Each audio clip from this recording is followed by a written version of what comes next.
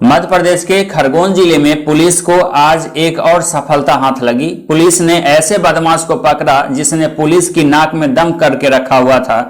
दरअसल धार जिले की पुलिस ने यह कार्रवाई की है। जैतापुर क्षेत्र, कोतवाली क्षेत्र और जेल परिसर में कुछ चोरियां हुई थी। करीब 7 घटनाएं ऐसी हैं जो आज आरोपी हम आपको प्रेस नोट के माध्यम से बता रहे हैं। उसने 7 घटनाओं को कबूला। कुल 7 घटनाएं अक्टूबर माह में उसने खरगोन शहर और आसपास के क्षेत्र में की थी। आरोपियों की तलाश में काफ़ी दिन से पुलिस टीम लगी हुई थी और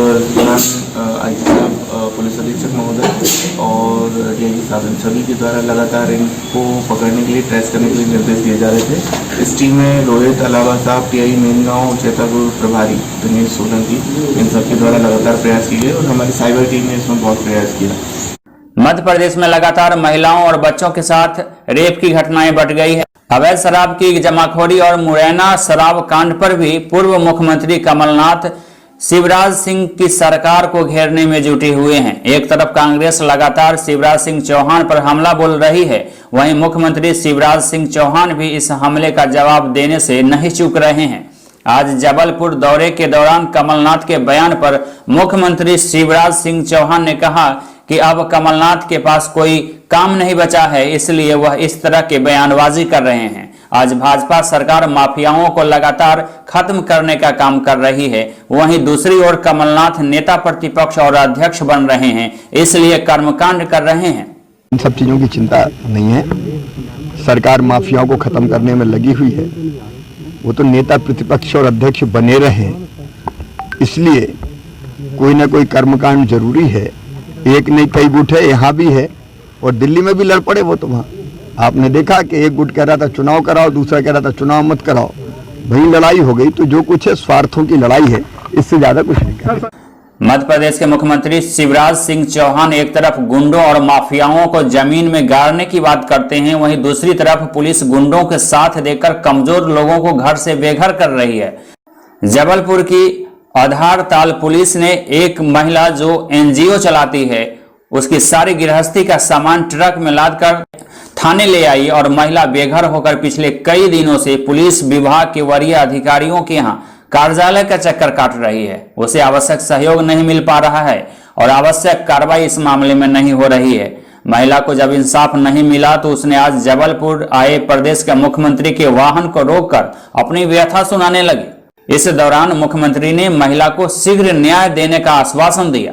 पीड़ित महिला का बताना था कि वह आधार तला क्षेत्र के एक मकान में अपने पति और बच्चों के साथ रहकर एनजीओ चलाती है। महिला का कहना है कि जिस मकान में वह रहती है वह मकान के कागजात उसके पास है, लेकिन कांग्रेस का एक नेता अपने गुंडों के दम पर मकान खाली करवाना चाह रही है। मैं एक एनजीओ चलाती थी घर में, उस घर की मेरे पास वसीयत थी, तो वहाँ के कुछ दबंगों ने मिलकर उस घर में कब्जा करने के लिए एक राखी गुप्ता नाम की औरत को लेके आए वहाँ पे कि इसका घर है। मैंने कहा अगर इसका घर है भैया तो आप ऐसा करो, मुझे कोर्ट से लीगल नोटिस दो, मैं घर खाली कर दूंगी अगर मैं गलत रहती होंगी। पुलिस वाले मुझे बहुत पहले से दबाइश दे रहे थे कि इस घर की चाबी दे दो, आप ओरिजिनल वसीयत थाने में जमा करो।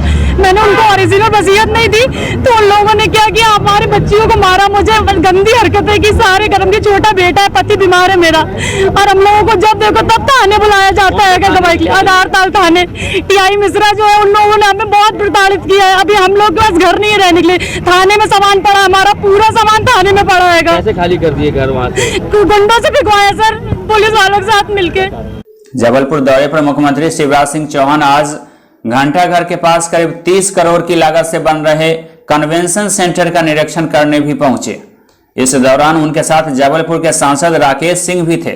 जबलपुर शहर के बीच एक बड़ी सभा हो, बड़ा साहित्य सांस्कृतिक कार्यक्रम भी हो, इसके लिए स्मार्ट सिटी योजना के तहत बन रहे कन्वेंशन सेंटर में हो रही लेट लतीफी पर भी मुख्यमंत्री शिवराज सिंह चौहान ने नाराजगी जाहिर की। जब आज मुख्यमंत्री जबलपुर पहुंचे थे तो इस दौरान कांग्रेस के कार्यकर्ताओं ने मुख्यमंत्री का जोरदार स्वागत किया। विभिन्न कार्यक्रमों में मुख्यमंत्री आज हिस्सा लिए। इस दौरान दिग्विजय सिंह ने मीडिया कर्मियों से भी बातचीत की और कहा कि नए कृषि कानून में किसानों के हित का दावा किया गया है, लेकिन सच में ऐसा नहीं है। किसानों को अब अपनी फसल के भुगतान के लिए स्वयं प्रयास करने होंगे। नाश्ता करने से बात नहीं बनती है, दलितों पे हो रहे अत्याचार पर अगर आप चुप रहेंगे, मैं कहता हूं कि मध्य प्रदेश में जितने पट्टे मैंने अनुसूचित जाति जनजाति को बांटे थे, उनमें से 70% लोगों के कब्जे सरकार ने या तो कैंसिल कर दिए, पट्टे कैंसिल कर दिए, या बड़े लोगों ने खरीद लिए। यही शिवराज सिंह चौहान ने शासकीय भूमि पट्टेदारों की जमीन खरीदने के लिए कानून में परिवर्तन करके खुला कर दिया। ये रास्ता करने से आप कौन से हिमायत करते हैं? ये महान नौटंकी और ढोंग करते हैं, मामा बनते हैं। ऐसा मामा है जिसकी भांजियों के ऊपर आज क्या नहीं हो रहा है और क्या कार्रवाई की इन्होंने। बरवानी के 52 गजा रोड पर ईदगाह स्थल के समीप बना हुआ स्ट्रक्चर आज एसडीएम बरवानी की मौजूदगी में तोड़ दिया गया। मौके पर पुलिस बलों की खास तैनाती देखी गई। मुस्लिम जमात में एसडीएम को ज्ञापन देकर कार्रवाई की मांग की गई है। पुलिस ने प्रशासन के द्वारा ईदगाह के एक भाग को जो है वो तोड़ दिया गया है, जबकि इसकी जो बाउंड्री वाल वगैरह जो बनाई गई है इब्राहिम फौजी साहब के नजदीक है, उनके वक्त में जन भागीदारी योजना के अंतर्गत बाउंड्री वाल जो बनाई गई, परमिशन लेके बनाई गई थी। ये तो जन भागीदारी में उन्होंने बनाई थी और विधायक निधि से भी पैसा दिया गया था। उन्होंने पैसा दिया था इसके लिए और इब्राहिम फौजी साहब थे, उन्होंने इसकी बाउंड्री वाल करवाई। आज पार्टी नाका स्थित ईदगाह के सामने एक निर्माणाधीन कॉम्प्लेक्स था जो सरकारी जमीन पर बना हुआ था, उसे हटाया जा रहा है। ये लगभग 7-8 साल पहले से बना हुआ था। पूर्व में इसको हटाने का आदेश भी पारित हो चुका था। उसके बाद ईदगाह समिति को बुला के उनको भी अवगत कराया गया, उसके बाद इसको हटाने की कार्रवाई की गई है। उधर पानसेमल के ग्राम पिपरानी में दिल दहला देने वाली एक घटना सामने आई है, जहां मां को मौत के घाट उतार दिया गया। बेटे ने इस कृत्य को अंजाम दिया, जिसके बाद यहां सनसनी फैल गई। बताया जा रहा है कि एक सनकी बेटे ने मां को मौत के घाट उतार दिया। 50 साल के बुजुर्ग महिला को कुल्हाड़ी से काटकर उसकी हत्या कर दी गई। घटना के बाद आरोपी फरार हो गया। पूरे वैज्ञानिक तरीके से इस घटनाक्रम की जांच की जा रही है। पानसेमल थाना क्षेत्र के ग्राम पिपरानी की यह घटना है, जिसके बाद से अफरा तफरी का माहौल उत्पन्न हो गया है। लोगों में इस बात को लेकर नाराजगी भी है। खरगोन जिले के कसराबाद के ग्राम दोगावा के समीप एक आयसर अनियंत्रित होकर पलट गया, जिसमें एक की मौत हो गई, जबकि 7 लोग इस घटना में घायल हो गए हैं। खरगोन शहर के कृषि अनाज मंडी में भारतीय मजदूर संघ के द्वारा महिला सशक्तिकरण को लेकर एक कार्यक्रम का आयोजन किया गया। इस कार्यक्रम के दौरान आंगनबाड़ी सेविकाओं और मजदूर संघ के सदस्यों की खास मौजूदगी देखी गई। मौके पर नीलम धन्ना ने बताया कि हमारे देश में महिला पुरुष दोनों विकास के लिए भागीदार माने जाते हैं, लेकिन देश में वैदिक काल से सामान्य स्थिति नहीं हो पा रही है। आज हम यहाँ खरगोन में महिला सशक्तिकरण को लेकर एक कार्यक्रम के तहत आए हैं। हमारे देश में महिला और पुरुष दोनों देश के विकास के लिए 50% के भागीदारी माने जाते हैं और होते भी हैं। हमारे देश में वैदिक काल से महिलाएं काफ़ी सम्मानीय स्थिति में रही है, पर कालांतर में कुछ विदेशियों के आक्रमण के कारण महिलाओं की स्थिति में गिरावट आई। सरकारी उपक्रम भी जब धोखाधड़ी करने लगे तो ऐसे में सुशासन की शपथ के कोई मायने नहीं रह जाते हैं। और आज इसी तरीके का एक मामला सामने आया है। खरगोन जिले की कसराबाद की यह मामला है, जो housing board colony Khargone road से जुड़ा हुआ है। आज मध्य प्रदेश गृह निर्माण मंडल द्वारा खंडवा द्वारा बकाया राशि वसूल करने के लिए कैंप का आयोजन किया गया था। और चूंकि यहाँ पर जब कैंप का जो टाइम गया था, उस टाइम पर हम जब यहाँ पहुंचे सभी कॉलोनी वासी, तो यहाँ पर बताया गया, कुछ गृह निर्माण मंडल से आए थे, उन्होंने कहा था कि आज का जो कैंप था वो कैंसिल हो गया है। क्योंकि इसकी हमें पूर्व जानकारी नहीं दी थी। हम सारे लोग गवर्नमेंट सर्वेंट हैं और हम लोगों ने अवकाश लेकर के आज इस कैंप में हम शामिल हुए हैं। लेकिन चूंकि कैंप कैंसिल कर दिया गया है, तो इससे हमें काफी परेशानियों का सामना करना पड़ा।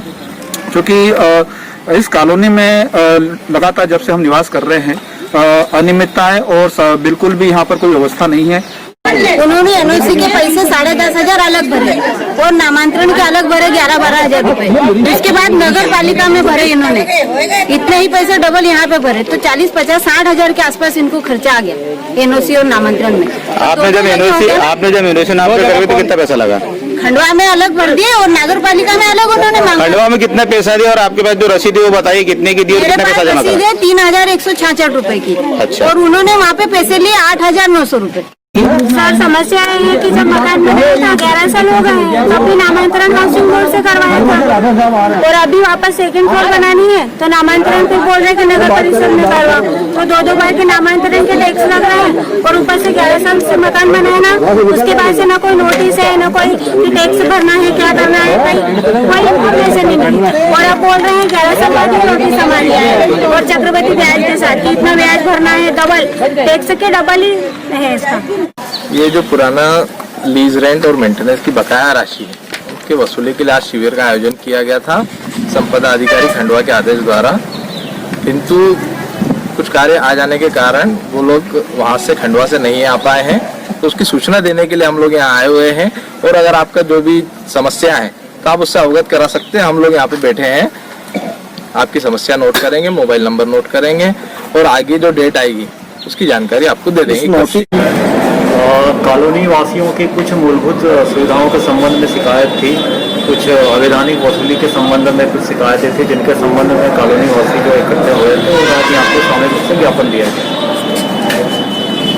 सर इसमें क्या लगता है आपको?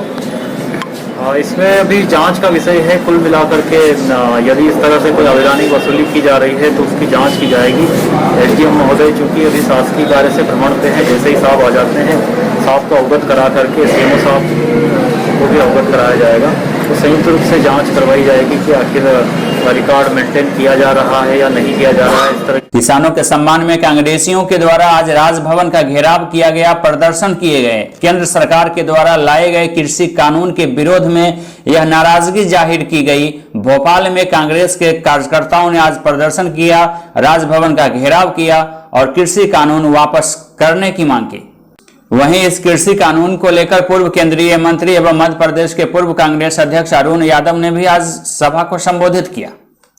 इसके साथियों, मित्रों, दोस्तों, आज का ये घेराव केंद्र की सरकार द्वारा एक काला कानून, एक ऐसा कानून जो हमारी जमीनों को चुनिंदा उद्योगपतियों के यहाँ पर गिरवी रखने का एक षड्यंत्र नरेंद्र मोदी की केंद्र की सरकार कर रही है।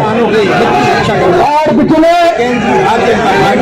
5 दिनों से हमारा किसान दिल्ली की सड़कों पर सड़क की ठोड़ में इस बिल का विरोध करने के लिए डटा हुआ है। कमेटी ने भी 12 बार केंद्र की सरकार ने समझौते के लिए मीटिंग बुलाई, लेकिन हर मीटिंग बेनतीजा निकली।